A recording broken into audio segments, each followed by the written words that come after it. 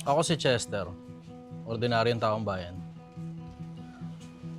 I'd rather die as a hero and the troops of Filipino people rather than die in vain.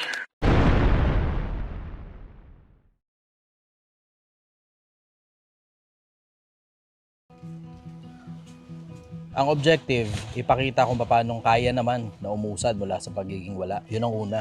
Pangalawa, gusto kong ipakita na hindi mo kailangan gumawa ng kagaguhan para makagawa ng isang matinong marketing stunt.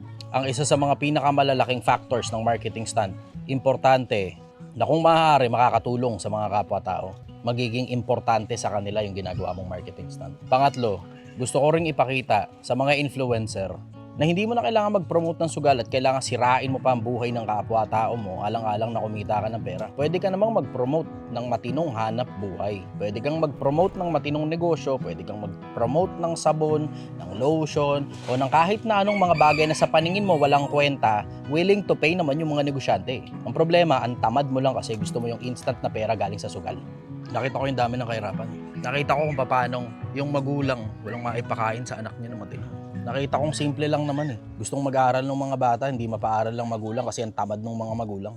Nakita ko yung konseptong matatalino yung mga bata eh. Dito nga sa pamilya na to, may mga honors pa yung mga bata eh. Ano ngayong nangyari? Na isang buong pamilyang matatalino naman, pero hirap na hirap sa buhay, isang kaig, isang tuka. Yun ang inspirasyon ko. Ang inspirasyon ko, sana walang taong mahirap.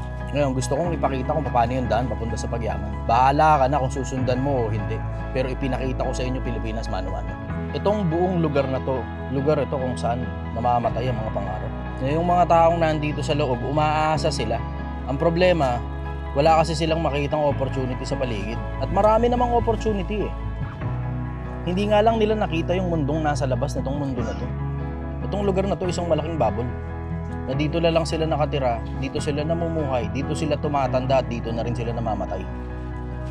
Pero nakikita ko kasi yung konsepto na itong lugar na to. Na itong lugar na to, may mga tao ritong masisipag eh. Hindi mo masasabing dahil tamad silang lahat dito, hindi eh. Yung mga nakasama ko rito, mga taong masisipag yun eh. Yung mga basurerong nakasama ko, 12 oras silang nagtatrabaho para sa 600 pesos. Ang problema, dito sa buong lugar na to, dahil hindi mo nakita yung itsura ng labas na itong lugar na to, akala mo ito na lang yung lugar na meron sa mundo. Yung mga tao rito, mababait. Hindi totoo yung sinasabi nila na masasamang tao raw mga nakatira dito. Tangina, hindi. Hindi eh. Kasi yung mga kapitbahay ko rito, araw-araw magkangitian kami. Yung mga kasama ko sa trabaho, araw-araw masaya kami. Yung mga bata rito, araw-araw nagkakatuwaan kami. At yung mga taong nakapaligid sa buong lugar na to, ni isa wala akong nakaaway. Mababait ang mga tao rito. Hindi totoo yung sinasabi nila na pagkatondo, masasamang tao. Ito yun, just don't get to their bad side. Kasi lahat ng tao may kanya-kanyang kagaguhan. Lahat ng tao may kanya-kanyang kasirauluhan.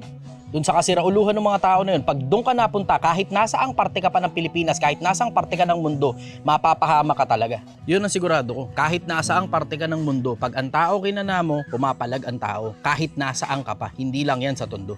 Ang pinaka-common cause na dahilan kung bakit sila mahirap, hindi nila alam kung ano opportunities. Hindi rin nila alam kung saan sila pupunta. Yung kawalan ng direksyon nila, kawalan din ng focus, umaasa sila na sana yung anak nila makatapos ng pag-aaral, tapos sana yung anak nila ang mag-aahon sa kanila sa kahirapan. Hindi mangyayari yun. Kasi kung ano ang puno, siya ang bunga. So they are in this never-ending cycle of poverty. Ang achievement ko, yung minsang panahong mga walang kwentang tao, unti-unti nang nagkakakwenta at nagkakaroon na ng halaga sa lipunan. Yun ang achievement ko. Future plans? Wala pa. Come what may ako. I am an open soul. Open to any possibilities and open to any opportunities. Wala akong eksaktong konkretong plano. Wala. Kung ano yung makita kong problema, yun yung aayusin ko. Yung mahirap, hindi sa katawan eh. Ang mahirap, sa puso, sa isip. Minsan hindi mo matanggap. Konting disiplina lang ang kailangan eh. Ito ang problema. Ang disiplina nakadepende doon sa kung ano man ang direksyon na gusto mong kapuntahan. Kahit anong ikabit mo na disiplina, sa kawalan ng direksyon, wala pa rin kwenta. Yun ang mahirap dito sa buong lugar na to. Tapos ang pinakamabigat na parte dito, pag hindi ka matibay, mahahawa ka. Magsimula ka sa'yo. Kahit sino ka pa. Mayaman ka, mahirap ka. Kasi yung sinimulan mo sa sarili mo, gagayahin ng anak mo, gagayahin ng pamilya mo. Tapos yung sinimulan ng pamilya mo, gagayahin ng komunidad. Tapos yung sinimulan ng komunidad, gagayahin ng isang buong bansa. Sa ganun, magkakaroon tayo ng maayos na bansa. Ang hirap kasi sa inyo, kinukonsinti ninyo. Pupunta kayo rito, wala kayong malay sa nangyayari dito, bibigyan nyo ng pagkain, akala nyo yun nasagot. Bibigyan nyo ng pera, akala nyo yun nasagot. Hindi yun nasagot. Nasagot, pumunta ka rito, pakita mo sa kanila kung paano. Hindi bibigyan mo sila ng mga walang kakwenta-kwentang pagkain, bukas gutom na naman sila.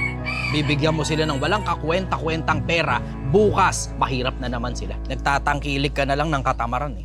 Sinasang-ayunan mo yung katamaran ng mga taong tamad dito sa lugar na to at hindi silang lahat tamad. Pagising, luto na yung pagkain na hindi naman namin kakainin. Ipapak namin, tapos ibebenta namin. Ilalako namin mano-mano sa kalsada. Pagdating na 10:00 ng umaga, babalik dito, magpapahinga, si nanay matutulog para makapagluto ulit ng pangmeryenda kasi tanghali niya niluluto yung pangmeryenda. Tapos doon na rin namin kinukuha yung pagkain. Yung pagkain, hindi pangkain. Yung pagkain mismo na kinakain namin dito, yung agahan minsan umaabot pa hanggang tanghalian. Yung niluto para ibenta ng agahan, sa tanghalian na kami kumakain, hindi kami masyadong nag-aagahan dito. Pagdating ng hapunan, yung matitira sa merienda, yun yung ginagawa naming hapunan. And it's a consistent cycle na paggising, magtitinda, magpapahinga, magtitinda, magpapahinga, mamamalengke, tapos matutulog. Yun ang regular na cycle. Pero ang general majority na ginagawa namin dito, nag-iipon para sa pangarap namin. Lagyan mo ng direksyon yung buhay mo. Hindi lahat ng araw ng buhay mo malakas ka. There will come a time, sometime in your future, na manghihina ka kasi matanda ka na. And you only get to live once. Sabi ng mga scientifico, ang mundo daw is 4.5 billion years old na. At ang universo, close to 26 billion years old na. At sino naman tayo? A tiny speck in the vastness of the universe. Kapirasong 60 years averaging ang meron ka para mabuhay. Huwag mong sayangin. Sulitin mo bawat oras na meron ka rito dahil saglit lang ang buhay at pagkamatay mo, game over. UNESCO 7 Wonders of the World, kaya nating punuin yung 7 pinakamagagandang lugar sa buong mundo at merong ibang mga bansa sa mundo na halos walang maipagmalaki sa bansa nila. At ang Pilipinas, kaya nating punuin yung 7. Sobrang ganda nitong bansa na to. At sobrang tatalino nating mga tao minsang panahon, kinikilala tayo ng iba't ibang mga bansa katulad ni Dr. Jose Rizal. Huwag mong sayangin yung pagkakataon na meron tayo. Huwag mong sayangin yung potensyal na meron tayo na hindi mo mailabas dahil lang sa konting katamaran.